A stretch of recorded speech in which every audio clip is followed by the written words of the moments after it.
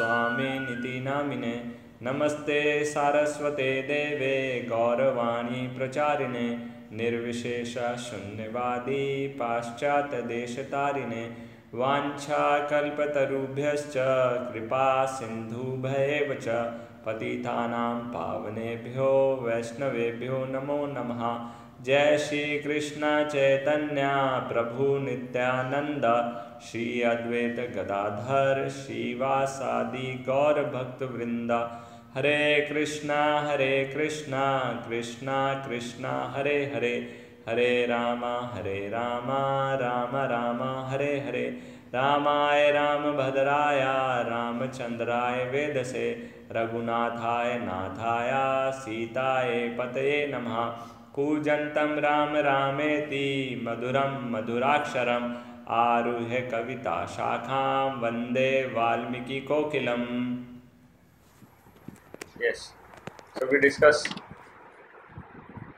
विश्वामित्र मुनि along with Ram and Lakshman city से निकलते हैं, गांव से होते हुए जंगलों की तरफ जाते हैं। वहाँ पर भगवान थक जाते हैं तो बल और अतिबल नाम के दो विद्याएं विश्वामित्र जी के द्वारा भगवान राम को सिखाई जाती हैं और भगवान राम बाद में लक्ष्मण को सिखाते हैं।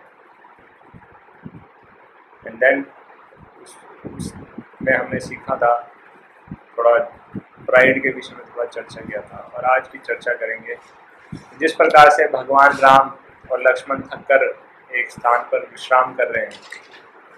अभी रात को संध्या का समय है और विश्राम कर रहे हैं सरयू नदी के किनारे। अगले दिन सुबह होती है और जैसे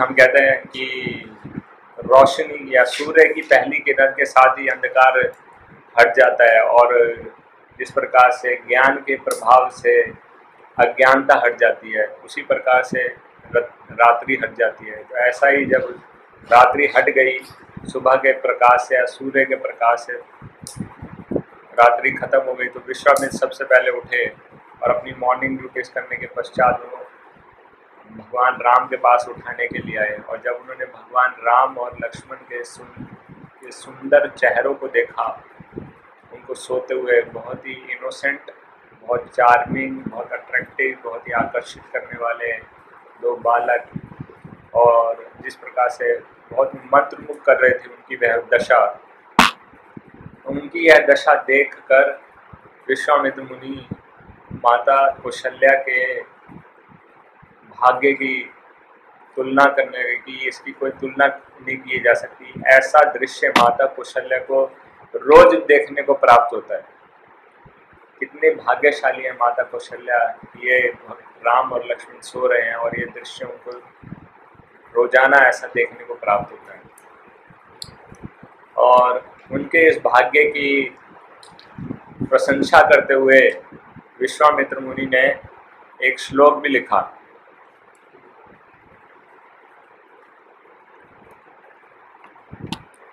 वो श्लोक देखा जाए तो माता कौशल्या के गुणगान में ज़्यादा है और भगवान को उठाने के लिए कम है। उठाना चाहते थे उनको, लेकिन माता कौशल्या के भाग्य का इतनी प्रशंसा कर रही थी, कई बार उन्होंने वो श्लोक बोला, कई बार माता कौशल्या का नाम बोला उस श्लोक में। वो श्लोक इस प्रकार से, कौशल्या सुप्रजा रामा पूर्वा संध्या पर प्रवर्तते उत्तिष्ठ नर शार्दूला कर्तव्यम देव मानिकम।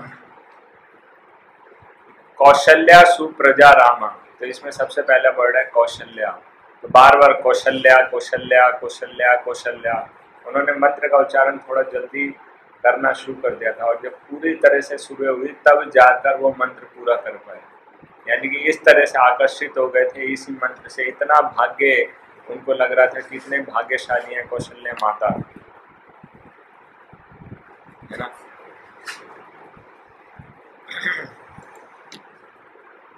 ऐसा वो उच्चारण करने लगे। तो ये मंत्र विशेष रूप से इसका अर्थ देखा जाए तो कौशल्या सुप्रजा रामा पूर्व संध्या प्रवर्तते, तो भगवान राम से प्रार्थना की जा रही है और सबसे पहले कि कितनी भाग्यशाली है कौशल्या माता जिनको भगवान राम अपने पुत्र के रूप में प्राप्त हुए हैं। ठीक है, और फिर भगवान राम से प्रार्थना करते हैं कि हे प्रभु उठिए, सूर्य उदय हो चुका है या पूर्व दिशा में सूर्य आ चुका है, अब आप, और इसमें जो बताया गया नर शार्दूला, टाइगर के समान, मनुष्यों में जो है शेरों के समान, एक तरीके से टाइगर या शेरों के समान खड़े उठिए और आपकी जो ड्यूटीज हैं उनको पूरा कीजिए। और साधारण ड्यूटीज की चर्चा नहीं कर रहे हैं, क्या आपके जो आध्यात्मिक कार्य हैं उनको कीजिए। तो इसी प्रकार से इसी प्रकार के मंत्रों का हम उच्चारण करते हैं जब भगवान को डेली उठाने के लिए जाते हैं। तो सबसे पहले भगवान को प्रणाम किया जाता है, और अभी भगवान को उठाया नहीं है, उठाने के मंत्र और भी डिटेल में होते हैं, लेकिन गेट पर खड़े होके, ऑल्टर के गेट पर खड़े होके नॉक करने से पहले, उसके बाद नॉक किया जाता है, उससे पहले भगवान से प्रार्थना किया जाता है। उसमें 3 मंत्रों का उच्चारण किया जाता है। एक मंत्र भागवतम में से है और थर्ड कैंटो में है 3.9.25 ब्रह्मा जी की प्रार्थना में। सो सावदत्र करुणो भगवान विविधा प्रेमा स्मितेन नयनम गुरुहम विजिह्वान उत्थाय विश्व विजयाय चनो विषादम माध्या गिरा बनयता पुरुषा पुराणा देवा प्रपन्न आर्तिहरा प्रसादम कुरु केशव अवलोकन दानेन भूयो मां परयाच्युता जय जय कृपामय जग तेरा नाथ सर्व जग तेरे करो शुभ दृष्टिपात। तो इस प्रकार से 3 मंत्रों का उच्चारण किया जाता है। अगर आप मंत्रों का मीनिंग देखोगे तो तीनों का मीनिंग लगभग एक ही है कि भगवान से प्रार्थना की जा रही है कि प्रभु आप उठिए और अपनी कृपा दृष्टि, अपनी दिव्य दृष्टि हम सब जीवों के ऊपर डालिए और हमारा उद्धार कीजिए। हमारा उद्धार केवल आपकी कृपा दृष्टि से ही हो सकता है। उसके बाद अंदर जाते हैं और फिर जो अलग अलग डीटीज हैं उनको सबको उठाने के अलग अलग मंत्र भी हैं, है ना। तो हर डीटीज का अलग अलग मंत्र है। जैसे गौरांग महापुरा है, उत्तिष्ठ उत्तिष्ठ गौरांगा जहि निद्रा महाप्रभु शुभ दृष्टि प्रदानेन त्रैलोक्य मंगलम कुरु। इस प्रकार से भगवान के मंत्र हैं। और एक कॉमन मंत्र है जो सभी डीटीज के लिए, सभी विष्णु तत्व के लिए या अन्य सभी मंत्रों के लिए, डीटीज के लिए इस्तेमाल हो सकता है। उत्तिष्ठ उत्तिष्ठ गोविंदा उत्तिष्ठा परमेश्वरा उत्तिष्ठा कमलाकांता। जस्ट फॉरगेट द लाइन उत्तिष्ठा कमलाकांता त्रैलोक्यम मंगलम कुरु। So something like this. तो हर एक श्लोक है भगवान से प्रार्थना की जा रही है, very personal dealings with the Lord, कि भगवान से जाकर रिक्वेस्ट किया जा रहा है कि प्रभु आप उठिए और आप जीवों पर कृपा कीजिए। और भगवान के नामों का, उनके कार्यों का थोड़ा सा गुणगान किया जा रहा है। जिस प्रकार से बहुत बहुत बहुत विशेष या इंटीमेट प्रार्थना है। और जब हमने ये मंत्र सीखे नहीं थे, लेकिन तब हमने एक बात सुनी थी कि इन मंत्रों का उच्चारण गौरांग प्रभु इतने विशेष तरीके से करते हैं, इतने विशेष तरीके से करते हैं कि जब वो डीटीज को वेकअप करने जाते हैं तो बहुत सुंदर तरीके से इन मंत्रों का उच्चारण करते हैं। तो बाहर जो ऑडियंस है वो स्पेशली सुनने के लिए आती है कि आज गौरांग प्रभु वेकअप करने के लिए आएंगे, तो वो मंत्र डीटीज को उठाने के लिए जो मंत्र बोलेंगे हमको सुनने का मौका मिलेगा। तो जब लोगों को पता चलता है कि आज गौरांग प्रभु वेकअप करने वाले हैं, तो तब लोगों की भीड़ इकट्ठी हो जाती है कि हमको मंत्र सुनाई देंगे। एनीवेज, ये तो गौरांग प्रभु बता सकते हैं या सुनने वाले बता सकते हैं।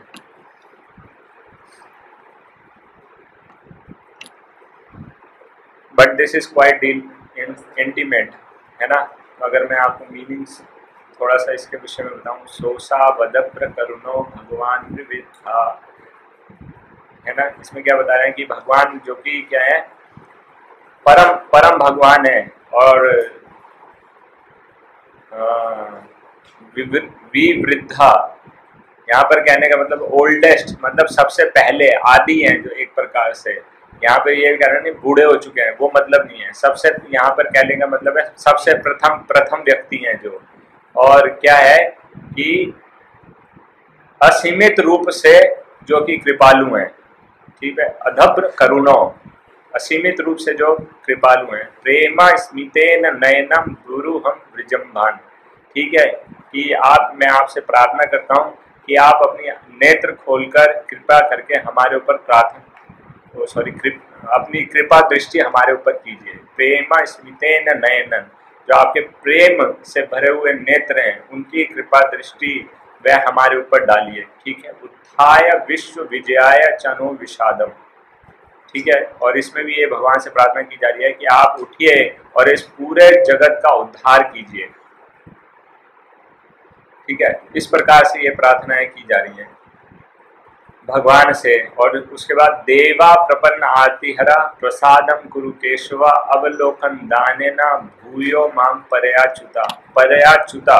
तो भगवान के नाम इस्तेमाल हुए हैं, केशव अच्युत इसमें इस्तेमाल हुए हैं, ठीक है। कि ओ केशव ओ अच्युत, कि आप क्या कर रहे हैं, देव प्रपन्न आरती, आर्त शब्द से जो बनाए है ना, कि आप जो कि दुखी लोग हैं उनके दुखों को दूर करने वाले हैं।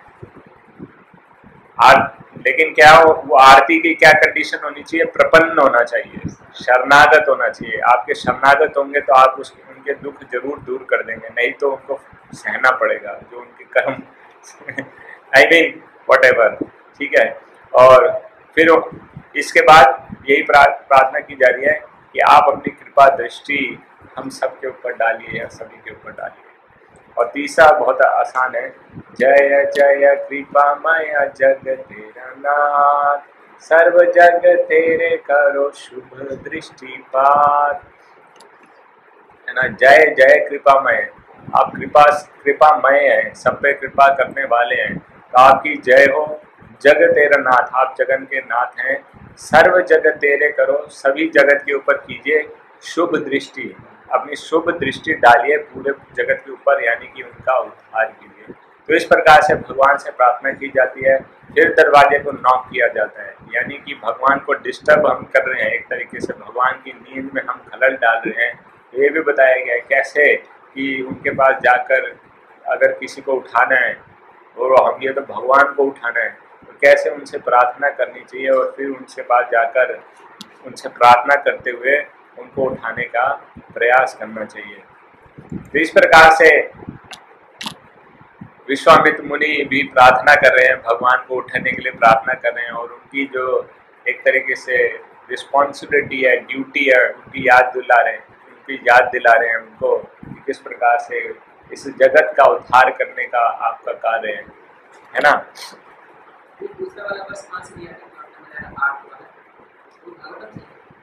पता नहीं, डीटी वर्शिप मैनुअल में, तो I do not know, it can be checked,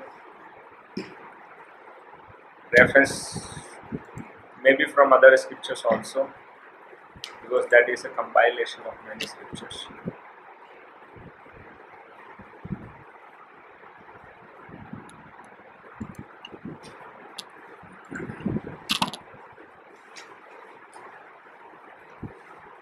और जब इस प्रकार से विश्वामित्र मुनि भगवान के सुंदर रूप का दर्शन करते हैं, चाहे अभी वो सो रहे हैं लेकिन उनके सुंदर रूप का दर्शन करते हैं, तो इस विश्वामित्र मुनि में एक बदलाव आता है। क्या बदलाव? अभी तक का हमने उनका कैसा रूप देखा है कि वो एक सख्त स्वभाव के, कड़े, रूखे, सूखे ऐसे ऋषि मुनि की तरह हैं, लेकिन अब क्योंकि उन्होंने भगवान के सुंदर रूप का दर्शन किया है तो उनके हृदय के अंदर भी बहुत भाव प्रकट होने लगते हैं, और ये भाव प्रेम के कारण प्रकट हो रहे हैं। भगवान के प्रति जो उनका प्रेम विकसित हो रहा है उसके कारण ये भाव प्रकट हो रहे हैं, और उनको महसूस होता है कि हजारों लाखों सालों की तपस्या के बाद भी, हजारों लाखों साल के तप के बाद भी ऐसा भाव उत्पन्न नहीं किया जा सकता जो उनको महसूस हो रहा था। तो ये भगवान का डायरेक्ट संग करने का, भगवान का डायरेक्ट दर्शन करने का लाभ उनको प्राप्त हो रहा है। और now he was feeling loving devotion in his heart for the Lord. ये उनको फायदा हो रहा है और इससे उनको एक कैसे कहते हैं कि he was inspired, उनको प्रेरणा प्राप्त हुई है अपने आप को पूर्ण रूप से भगवान को शरणागत करने के लिए। ये भगवान के दर्शन करने का लाभ उनको प्राप्त हो रहा है ना। और दर्शन के लिए ईगर या आतुरता कैसे बढ़ती है? श्रवण करने से बढ़ती है। और दर्शन का लाभ तो दर्शन करने से प्राप्ति होता है, जैसे कि भागवतम के 23वें चैप्टर 10वें स्कंद के 23वें चैप्टर में वर्णन आता है ब्राह्मण पत्नियों का। श्रुत्वा अच्युतम उपायातम नित्यम तद दर्शनो उत्सुका तत्कथा अक्षेप्त मनसो भ्रम भूर जात संभ्रमः। श्रुत्वा अच्युतम उपायातम नित्यम तद दर्शनोत्सुका, उत्सुक दर्शन के लिए जो उत्सुक हो गई। कैसे? श्रुत्वा अच्युतम, अच्युत के बारे में सुनकर जैसे ही उनको पता चला अच्छा जंगल में कृष्ण और बलराम आए हैं, ब्राह्मणों ने सुना तो सुनकर अनदेखा कर दिया, इसका मतलब सुना ही नहीं उन्होंने। सुनकर जिसके नाम की आहुति डालने हैं वो स्वयं प्रकट हो गए, लेकिन उन्होंने बोला आहुति डालना ज्यादा जरूरी है। लेकिन जैसे ही ब्राह्मण पतियों ने सुना कि कृष्ण और बलराम आए हैं, उन्होंने तुरंत सारी की सारी सामग्री इकट्ठी की और अपने पतियों की आज्ञा की परवाह किए बिना भगवान का दर्शन करने के लिए चली गई। तो ये ईगरनेस उनको प्राप्त हुआ सही रूप से भगवान के बारे में श्रवण करने का। जैसे भक्ति सिद्धांत सरस्वती महाराज बताते हैं, to see is to hear. अगर देखना चाहते हैं तो भगवान के बारे में श्रवण करना पड़ेगा। तो इसका मतलब ये नहीं है कि दर्शन का लाभ नहीं है, लेकिन यहाँ पर उत्सुकता की बात हो रही है कि दर्शन की उत्सुकता कैसे विकसित की जाए, उसके लिए भगवान के बारे में ज़्यादा से ज़्यादा हमको श्रवण करना पड़ेगा। तो जो भी श्रवण का मौका है उसको यूटिलाइज करना पड़ेगा। और श्रवण की दर्शन की उत्सुकता की बात करते हैं तो जितनी उत्सुकता का वर्णन अक्रूर जी ने दिखाया है या अक्रूर जी ने किया है, उतना उत्सुकता शायद हम कल्पना भी नहीं कर सकते कि उन्होंने हर डर का त्याग किया, कंस को अनदेखा किया कि अगर मैं एक भक्त हूँ भगवान का, ये सबको अगर पता चल जाए तो हो सकता है कंस मेरे फैमिली परिवार जनों को मार भी डाले। उन्होंने बोला कोई बात नहीं, अगर होगा तो देखी जाएगी। लेकिन अभी उनको मथुरा से वृंदावन जाने का मौका प्राप्त होगा, तो पूरे के पूरे रास्ते भगवान का चिंतन करते रहे कि आज भगवान का दर्शन प्राप्त होगा, आज मैं भगवान का दर्शन करूंगा।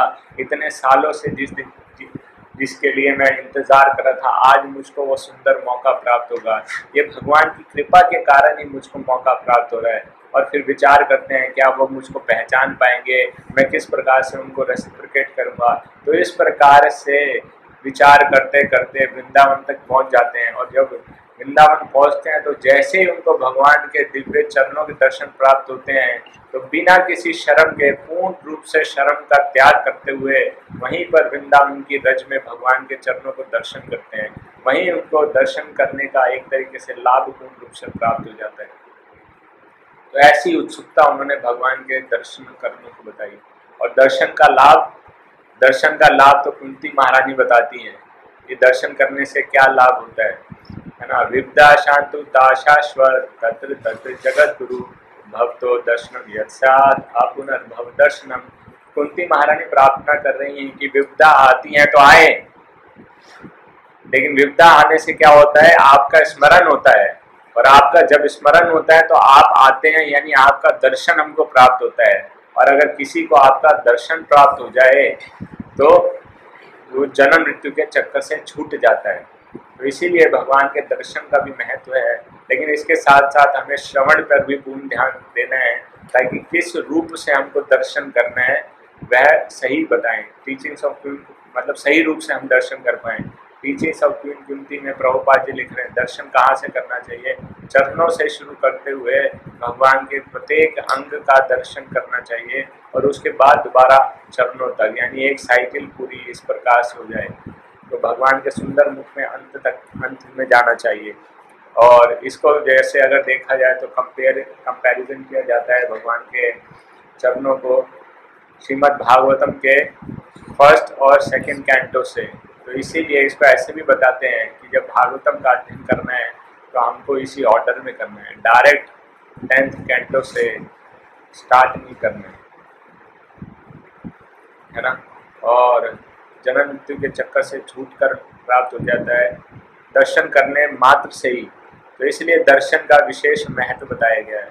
और हृदय की सारी, अगर सही रूप से दर्शन किया जाए तो हृदय की सारी क्या कह सकते हैं आसक्तियाँ भी खत्म हो जाती हैं भगवान का दर्शन करने मात्र से।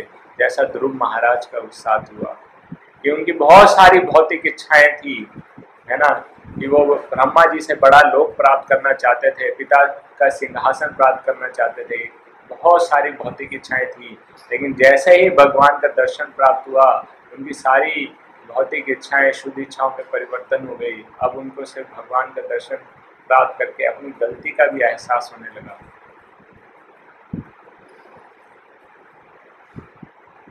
क्या प्रार्थना की उन्होंने, स्वामी कृतार्थ अस्मि वरम न याचे, कि आपका दर्शन पाकर मैं कृतार्थ हो गया हूँ, आपकी कृपा प्राप्त हो गई है, इसलिए मेरे को किसी भी और चीज की आवश्यकता नहीं है, कोई और वर की आवश्यकता नहीं है। लेकिन भगवान बोले देखो मेरे दर्शन का लाभ तुमको जरूर प्राप्त होगा।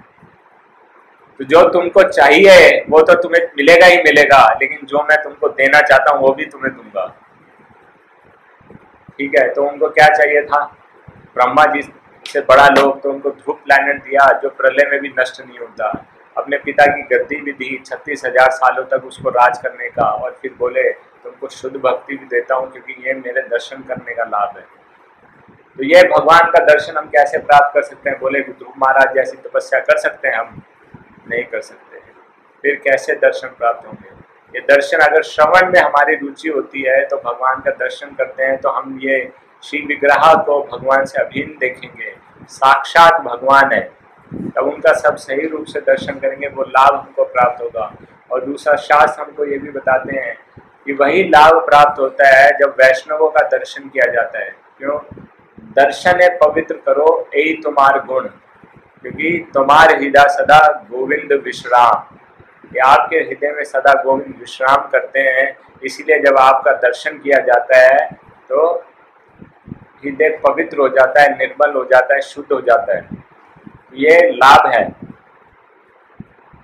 दर्शन करने का। और जब दर्शन करने की बात करते हैं तो बिल्कुल सही बात है, सिर्फ दर्शन नहीं करना, एसोसिएशन करना है, यानी कि उनका संग का लाभ उनकी वाणी से भी उठाना है। That is important point.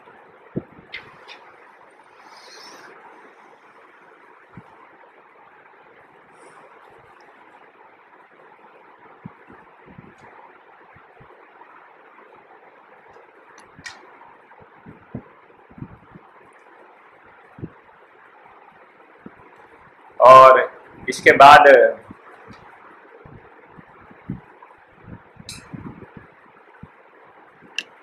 बाद हम देखें तो वर्णन आया है, इसमें बता रहे हैं कि अभी इस एक एपिसोड के बाद विश्वामित्र के जीवन में बहुत परिवर्तन आया।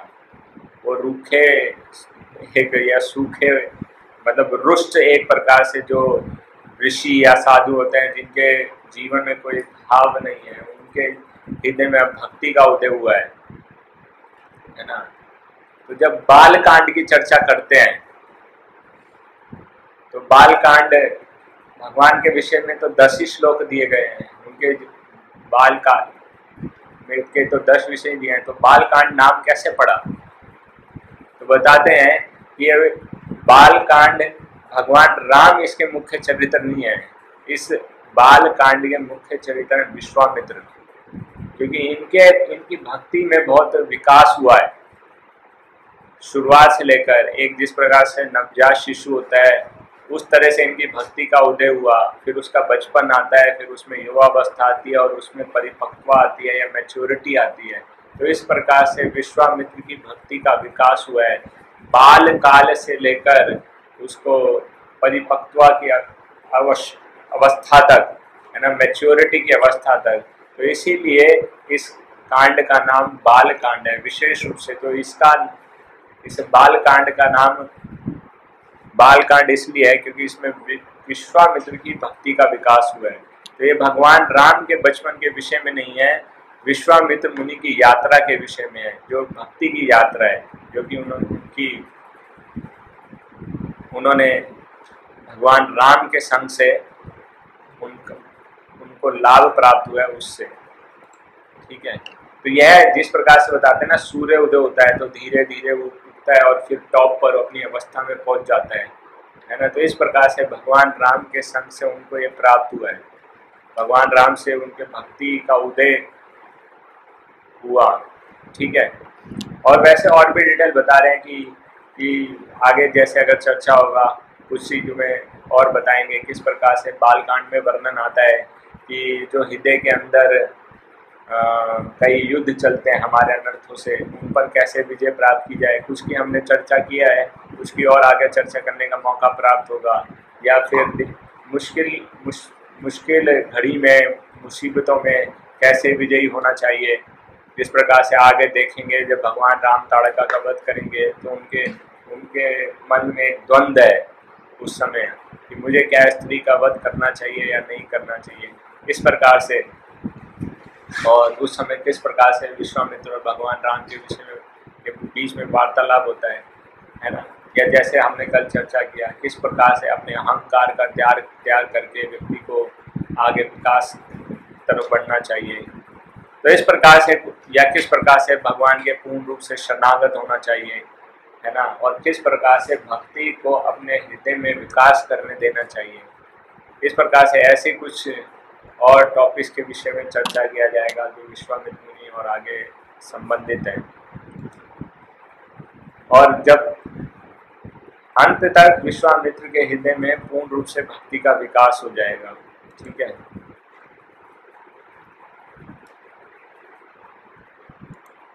और जैसा कि हमने वो श्लोक पढ़ा था, उस श्लोक में बताया गया था भगवान राम और लक्ष्मण को कंपेयर किया गया है शेरों के समान। शेर का मतलब क्या है कि वो लीडर है जंगल का ना, राजा है जंगल का। तो यहाँ पर कहने का ये मतलब है तुलनात्मक दृष्टि से देखा जाए तो उनके गुणों के अनुसार कि वो क्या है, वो लीडर है।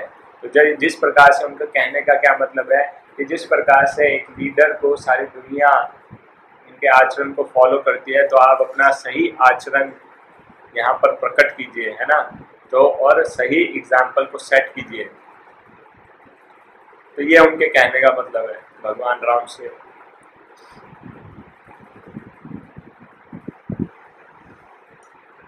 तो प्रभु जी एक्सप्लेन कर रहे थे इस नोट में, एक नोट कि यहाँ पर अगर देखा जाए एक तरह से अगर इसको माना जाए कि विश्वामित्र मुनि क्या है, टीचर है या गाइड है, और भगवान राम और लक्ष्मण क्या है, स्टूडेंट।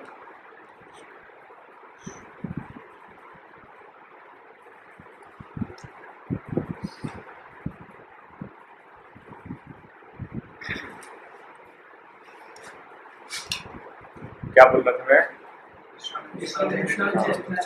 विश्वामित्र मुनि टीचर हैं या गाइड हैं, शिक्षक हैं, और ये दोनों रोल अदा कर रहे हैं स्टूडेंट का। तो जिस प्रकार से एक गाइड या टीचर की जिम्मेदारी होती है स्टूडेंट्स को बार बार सही रास्ता दिखाने की, अगर वो थोड़ा सा आलस प्रकट करते हैं, थोड़ा सा लथार्जी प्रकट करते हैं, तो ये जिम्मेदारी बनती है शिक्षक की कि स्टूडेंट्स को उनकी ड्यूटीज के विषय में, उनकी रिस्पॉन्सिबिलिटीज के विषय में, उनकी सेवाओं के विषय में याद दिलाया जाए।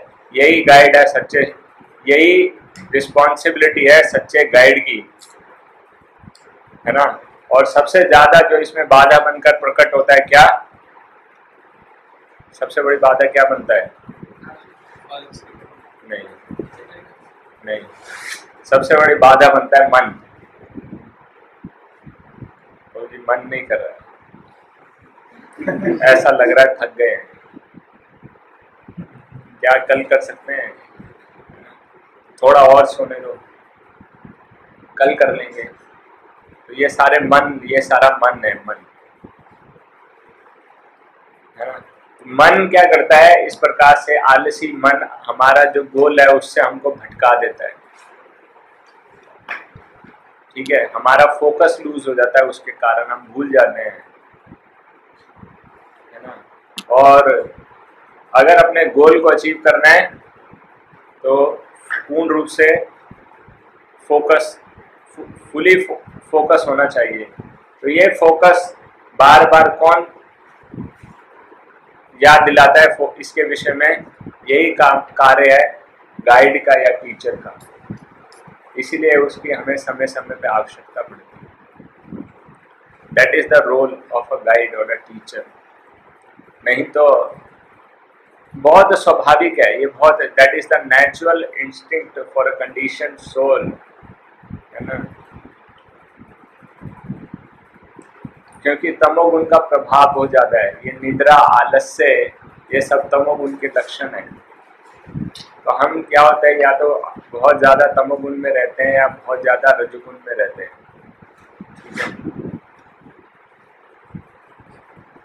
तो इस प्रकार से अपनी दिनचर्या या मॉर्निंग के ड्यूटीज को निभाने के बाद वे लोग आगे बढ़ते हैं और सरयू नदी और गंगा नदी के संगम पर पहुंचते हैं। बहुत सुंदर दृश्य वहाँ पर सरयू नदी का और संगम नदी का दर्शन करने के पश्चात भगवान राम एक बहुत सुंदर आश्रम वहाँ पर देखते हैं। अब भगवान की जिज्ञासा है, पूछते हैं ये सुंदर आश्रम किसका है। तो विश्वामित्र मुनि के चेहरे पर थोड़ी सी मुस्कुराहट आ जाती है। क्यों मुस्कुराहट आती है? वो भगवान सर्वज्ञ हैं, सब कुछ जानते हैं, है ना, इनको कुछ भी ज्ञान की आवश्यकता नहीं है, लेकिन वो ऐसा विचार करते हैं मेरे ज्ञान की परख करने के लिए शायद भगवान मुझसे पूछना चाहते हैं। तो ठीक है, ये मेरे लिए सेवा का मौका है, तो सेवा करने के लिए वो भगवान के प्रश्नों का उत्तर देते हैं। तो भगवान को बताते हैं ये आश्रम किसका है। तो बताते हैं भगवान शिव यहाँ पर तपस्या किया करते थे।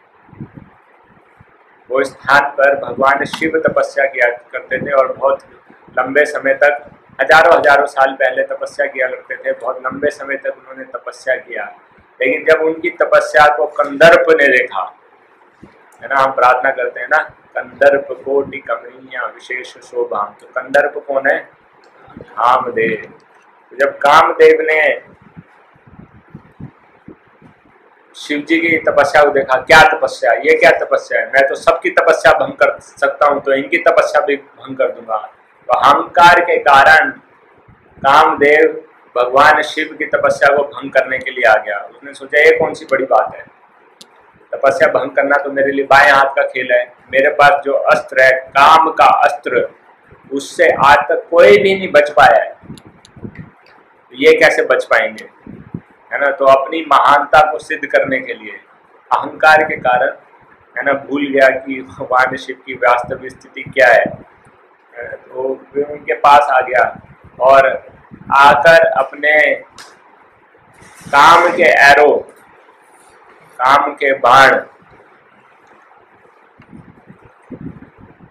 भगवान शिव पर चलाने लगा। बहुत प्रयास किया लेकिन सफल नहीं हो पाया, है ना। लेकिन शिव जी थोड़ा सा रुष्ट हो गए और रुष्ट होकर उन्होंने अपनी तीसरा नेत्र खोल दिया और तीसरा नेत्र खोलकर कामदेव को भस्म कर दिया।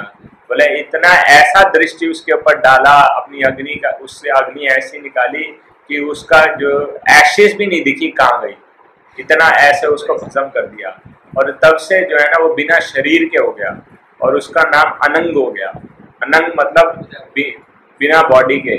और तब से उसने कहाँ पर स्थान ग्रहण कर लिया? रामायण में तो लिखा है कि उसने जीव के मन में स्थान ग्रहण कर लिया, मन में अपनी जगह बना ली। और भगवद गीता क्या कहती है कि मन, बुद्धि और इंद्रियों में जगह बना ली। तो जो भी हो, तीनों में क्या रूप से, सटल रूप से प्रेजेंट हो गया। जो उसका फॉर्म है अब इस रूप में ऐसा, अब उसको कामदेव का वैसा रूप नहीं है जो पहले बाण मारता हुआ दिखाई देता था, अब वो नहीं दिखाता। तो अब उसके बाण जो है ना सटल रूप से कार्य करते हैं। ठीक है, तो इसका क्या मतलब है, ये जो काम की स्थिति है ये मन की स्थिति है या सटल है इससे, है ना।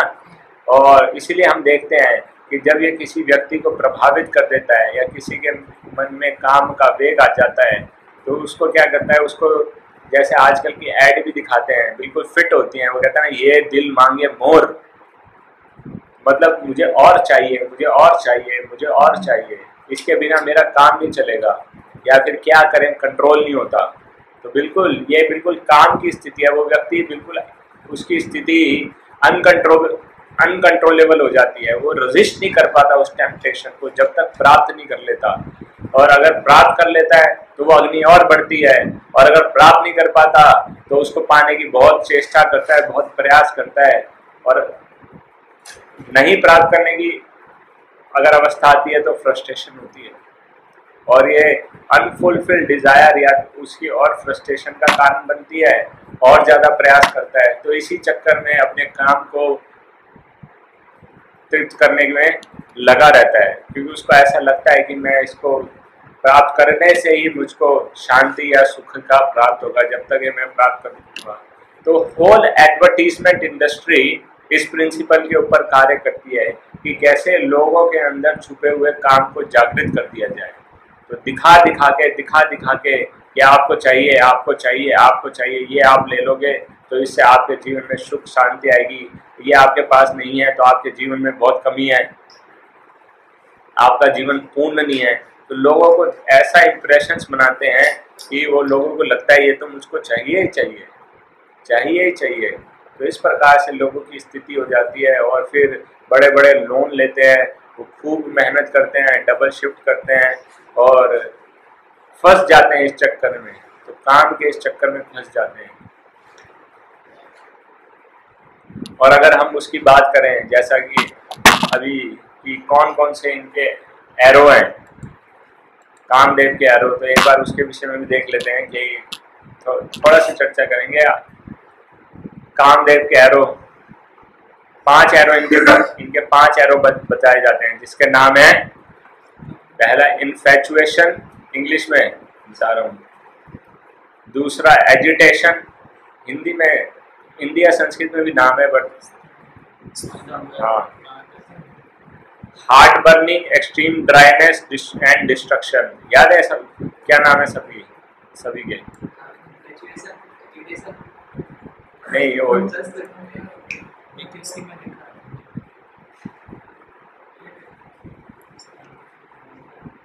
ये कैसी देख लो, एक बार ले आओ।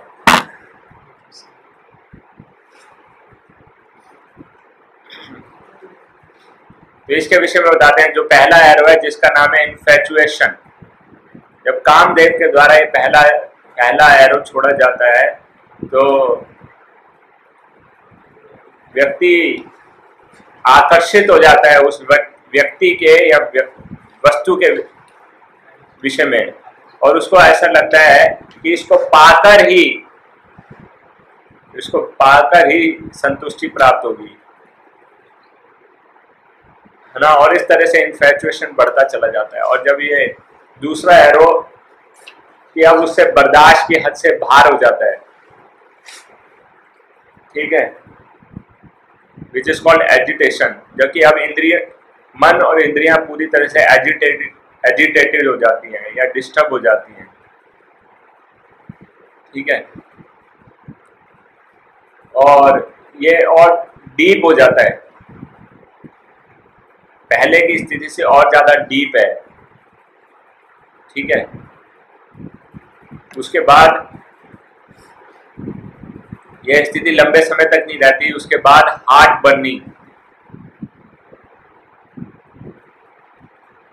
बर्निंग जैसे दिल जलने लगता है है ना। जैसे अगर चर्चा की जाए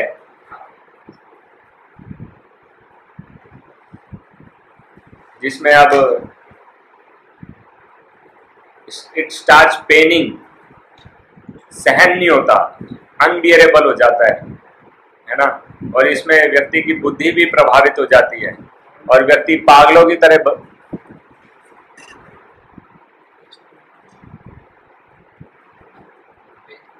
नहीं है इसमें नाम। ये चार है उसमें बता तापन स्तंभन। हाँ ऑलमोस्ट यही है ना। यस, मोहन, स्तंभन। तो पहला इसमें ये संस्कृत का नाम दिया है, इन्फैचुएशन मीन्स मोहन, और दूसरा एजिटेशन मीन्स स्तंभन। फिर उसके बाद हार्ट बर्निंग या पागलपन, उन्माद। फिर एक्सट्रीम ड्राइनेस, शोषण। और फिर डिस्ट्रक्शन इज तपन, तापन, ताप।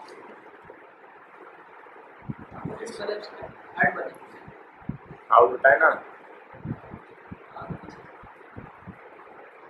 आगे पीछे है।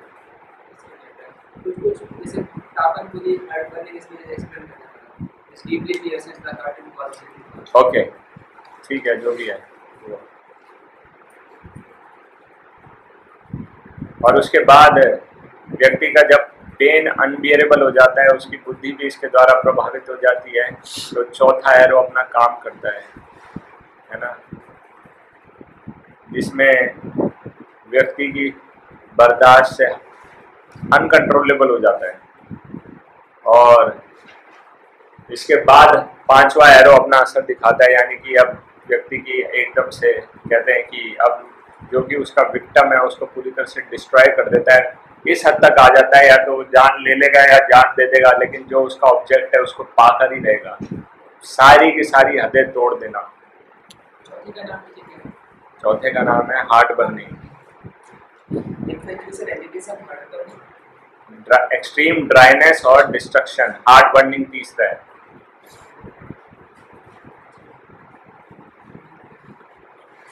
तो बताते हैं कि पांचों के पांचों एरो का पर्पस क्या है।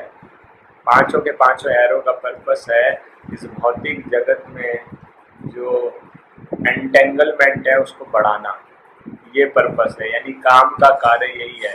अगर साधारण शब्दों में कहा जाए, भगवत गीता में बताया जाए, इस भौतिक जगत का एग्जिस्टेंस काम है, यानी डिजायर है ना।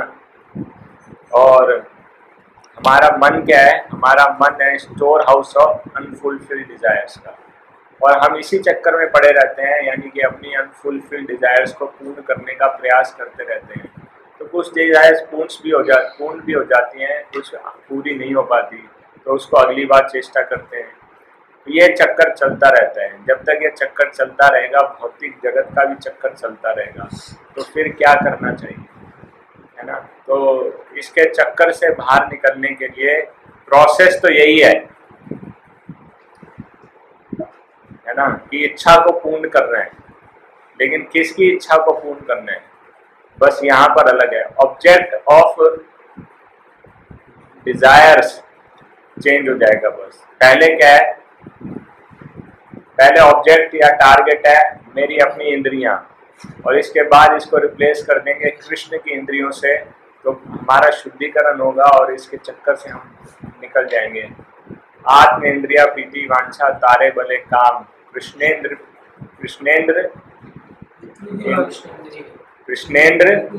प्रीति वांछा तारे बले धरे प्रेम नाम। जो अपनी इंद्रियों की तुष्टि में लगा रहता है वह काम कहलाया जाता है, और जब भगवान कृष्ण की इंद्रियों की सेवा में जुड़ जाता है वह प्रेम कहलाता है। तो हमको ये प्रेम विकसित करने का प्रयास करना है ना। और ये प्रेम कैसे विकसित होता है? ऋषिकेश सेवनम भक्ति रुच्यते। इंद्रियों को इंद्रिय के स्वामी की सेवा में लगा दें तो वो भक्ति कहलाएगी। लेकिन अगर उसको अपनी सेवा में लगाया जाएगा तो इंद्रिय तृप्ति कहलाएगी। जितना इंद्रिय तृप्ति किया जाएगा तो क्या होगा? ये अग्नि में घी डालने के समान है। जितना अग्नि में घी डाले जाएगा वो अग्नि और भड़कती जाएगी। तो काम की अग्नि काम को तृप्त करने से बढ़ती है। जितना इसको तृप्त करने का प्रयास किया जाएगा उतना बढ़ेगी, जितना किया जाएगा उतना और बढ़ेगी, और जितना इसको टॉलरेट किया जाएगा धीरे धीरे खत्म हो जाएगी। और टॉलरेट करने के साथ साथ इसको पॉजिटिव इंगेजमेंट देना ये महत्वपूर्ण है। तो इसीलिए हमको ये प्रोसेस में जुड़ना है। ठीक है। तो जिस प्रकार से आपको दो एग्जाम्पल्स दें अगर दिया जाए, तो सबसे पहले अगर एग्जाम्पल दिया जाए कि कुब्जा का एग्जाम्पल दिया जाए। कुब्जा काम के द्वारा पीड़ित हो गई थी, लेकिन उसने उसको कैसे इस्तेमाल किया भगवान की सेवा में, भगवान को प्रसन्न करने के लिए। हालांकि शुद्ध भक्ति नहीं है, लेकिन फिर भी उसने किसी ना किसी तरीके से भगवान को इसको जोड़ दिया, तो उसको लाभ प्राप्त हुआ। लेकिन शुद्ध रूप से अगर देखा जाए तो भक्ति की हरिदास ठाकुर ने, उनके पास ऐसा मौका था कि अपनी इंद्रियों को तुष्ट कर सकते थे, लेकिन उन्होंने अपने आप को टॉलरेट किया और अब भगवान के दिव्य नामों का उच्चारण में लगे रहे। तो अपनी इंद्रियों को लगाया उन्होंने, विशेष रूप से अपनी जीवा को और अपनी कर्णों को हरि नाम का उच्चारण करने में और हरि नाम का श्रवण करने में। तो ये बहुत महत्वपूर्ण है ना। तो इसके द्वारा काम के प्रभाव से बचा जा सकता है।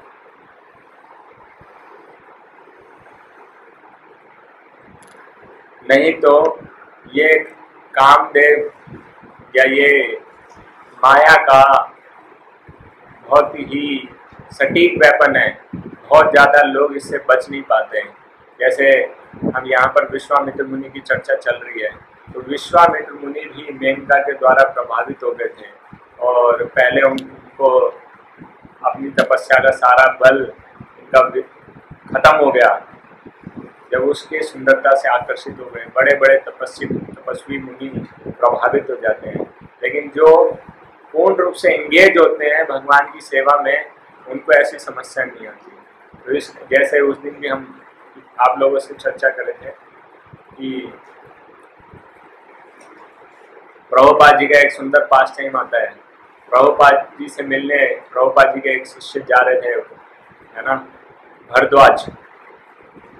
प्रभुपाद जी के रूम में पहुंचे प्रभुपाद, और प्रभुपाद जी ने उनसे पूछा रुक्मिणी कहाँ है, इनकी शिष्या रुक्मिणी कहाँ है। प्रभुपाद जी ने पूछा, भरद्वाज ने उत्तर किया वो तो बिजी रहती है, कोई ना कोई कार्य हमेशा करती रहती है। तो प्रभुपाद जी ने उत्तर दिया गया और उसी समय रुक्मिणी माता जी वहां पहुंच गई। तो प्रभुपाद जी ने उनको बोला बिजी बिजी बिजी, ये बहुत अच्छा तरीका है माया से बचने का।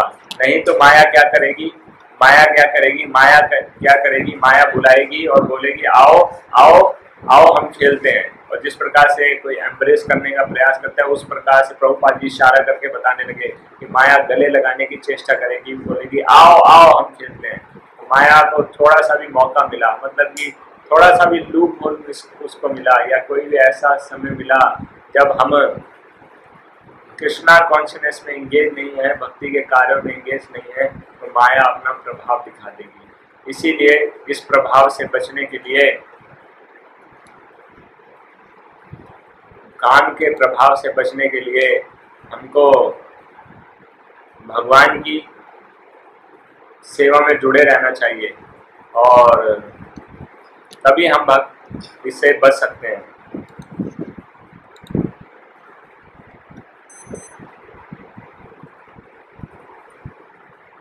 तो इस प्रकार से विश्वामित्र मुनि भगवान राम को उस स्थान पे हुई घटना या पास्ट टाइम के विषय में बताते हैं, और फिर बताते हैं कि इसलिए इस प्रदेश का नाम अंग पड़ गया। और यह जो अभी यहाँ पर आश्रम दिखाई दे रहा है, ये भगवान शिव के डिसाइपल्स का है, उसमें वहाँ रहते हैं। तो उन्होंने निश्चित किया कि हम इसी स्थान पर जाकर अपने रात वहीं गुजारेंगे, है ना। तो इसमें एक और लेसन जो हमें सीखने को मिलता है कि एक, जब हम काम की बात करते हैं, आत्म इंद्रिया प्रीति वांछा, ये मतलब सेल्फिश डिजायर्स, और कृष्ण इंद्रिया प्रीति वांछा यानी भगवान श्री कृष्ण की सेवा में तुष्ट होना। या फिर एक होता है सेल्फिश डिजायर और एक होता है सेल्फलेस डिजायर्स। तो दोनों के बीच में एक द्वंद्व चलता रहता है कि कब हमको अपनी इंद्रियों की तुष्टि करनी है, कब हमको दूसरों की सेवा करनी है। ठीक है, तो जब आत्म इंद्रिय की बात करते हैं तो ये तब हम देखेंगे कि हमारा जगत बहुत सीमित होकर रह जाता है, उसमें मैं और मेरा बस यही समा पाते हैं, उसके अलावा और कोई नहीं समा पाता। और व्यक्ति फिर मैं और मेरा को संतुष्ट करने के लिए हो सकता है गलत रास्ता भी अपनाए। आजकल के नेताओं को जैसे देखा जाता है ना, कि वो मैं और मेरा के चक्कर में लगे रहते हैं, प्रजा जाए भाड़ में। अभी ये कोरोना के उसमें ये नहीं कहना चाहिए, शायद केस वेस हो जाएगा कोई इस बात को, अगर हम बोले कि इतनी मेहनत तो कर रही है गवर्नमेंट, और क्या चाहिए आपको। एनीवेज, कहने का मतलब है कि जब व्यक्ति अपने विषय में सिर्फ सोचता है और दूसरों की चिंता नहीं करता है, तो वो सेल्फिश डिजायर के फंस जाता है। लेकिन उससे जो बड़ा है वो सेल्फलेस डिजायर है, यानी अपने से ज़्यादा दूसरों के विषय में चिंता करना। तो जो भगवान के भक्त होते हैं उनके विषय में क्या बताया जाता है, पर दुख दुखी, कि वो दूसरे को दुख को देखकर दुखी होते हैं, और जो आवश्यकता पड़ती है तो अपने सेल्फिश मोटिव का त्याग करके अगर कुछ उनको सेक्रीफाइसेस भी करना पड़ता है तो वो सेक्रीफाइस करने के लिए हमेशा तैयार रहते हैं। तो जो उनकी जो काम जो इस प्रकार से सेल्फिश व्यक्ति होते हैं उनको क्या लगता है कि हमें और आवश्यकता है ना। लेकिन जो सेल्फलेस हो जाते हैं वो क्या कहते हैं, और हमें और देने की आवश्यकता है, हमें और देने की आवश्यकता है, हमें और सेवा की आवश्यकता है, लोगों को और जरूरत है। तो इस प्रकार से एक भक्त की स्थिति में आने के लिए इस सेल्फलेस स्थिति को अपनाना पड़ेगा,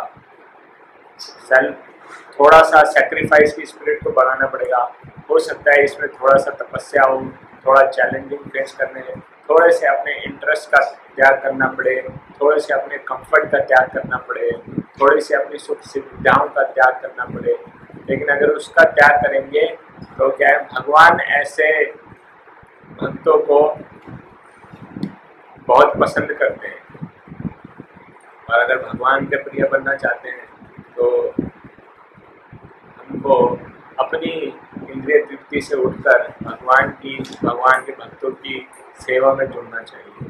अगर उसके लिए जैसे हम देखते हैं प्रभुपाद जी ने, कि प्रभुपाद जी ने एक त्याग किया, वृंदावन का त्याग करके वहाँ जाकर हिप्पियों तक की सेवा किया, और तब जाकर उनको जो रिस्पॉन्स प्राप्त हुआ, और हिप्पीज क्यों प्रभुपाद जी की तरफ आकर्षित हो गए, इसलिए बोलते थे ये व्यक्ति को हमसे कुछ नहीं चाहिए, वो जेन्युइन व्यक्ति है, हमसे कोई उम्मीद नहीं रखता, हमसे कुछ चाहता नहीं है।